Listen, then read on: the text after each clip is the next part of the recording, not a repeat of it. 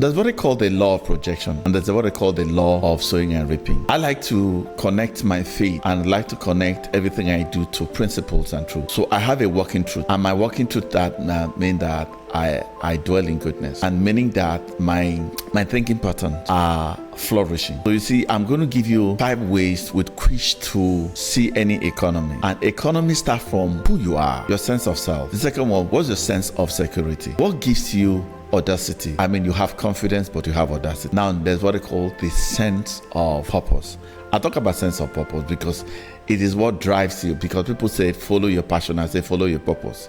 If you understand your purpose, then you find your passion. So, asking a question whether new businesses will thrive on a daily basis, they are new invention. In fact, I love to stay in local economy that is growing than more established economy, because you see, you have more participation, you have more contribution, you have more fulfillment and expression. It's one of the things that governs our mind as an entrepreneurs and business people is 3-4 things.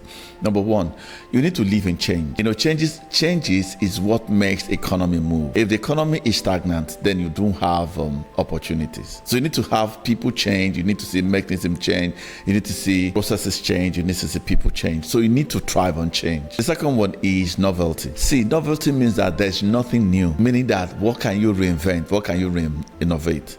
If you're doing business, one particular business, we'll hear that it's saturated. Business never saturates. It is only in the mind that business saturates, because you put limitation in your mind, because every limitation is in the mind. So you have change, you have novelty. In fact, that's how our brain works. Every time you refuse to see challenge, then you won't have something new to change. So we have new changes, we have novelty, we have newness. You must strive in newness. I tell you something. One of the things that has helped me significantly drive newness is my beddings. I make my bed every morning. That's where my creativity unleashed. That's where opportunities are already unlocked. So I have 6 pillows. That's 6 pillows. I modify them on a daily basis. So meaning that even from my start of the day, I'm already innovating. The same old thing, the same old story, the same old is being reinvented. So you find newness in it, and you find novelty in it, you find change in it, and of course you find obstacle in it. Obstacle is the great driver of economy, because what it does is that it gives you a higher dimension of thinking where you begin to amplify your skills and knowledge. But ultimately, if you want me to tell you, newness is found in obstacles. In fact, pain, the paradox of pain and pleasure must be inculcated in a mind of entrepreneurs, because that's really what makes you a thinker. And so I found this affirmation on a daily basis. I say I'm a thinker.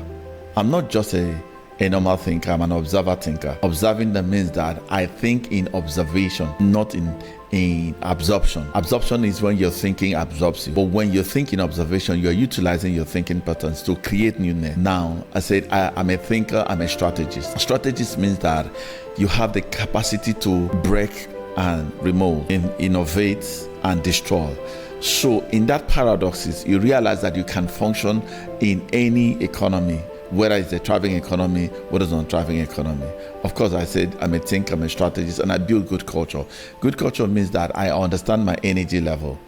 I understand systems, I understand strategies as well too. So those are the amplifiers. Then of course I have a great future. So I believe that if you have a great thinking capacity, if you be able to see right, then there's opportunity in Nigeria.